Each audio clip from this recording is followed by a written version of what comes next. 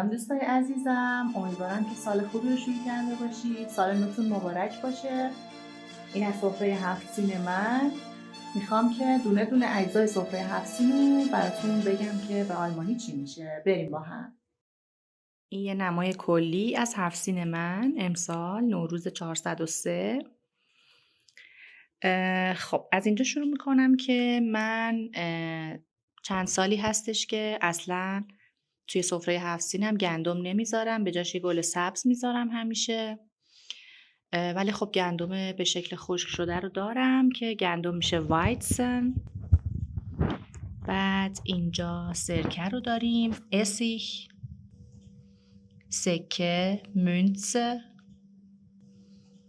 سمنو، جدی میفرمایی؟ سنجد، اوله آسته، سیب، اپفل که البته سیب من خراب شده یه کمکی، سمنو، زمانو، سیر، knoblauch،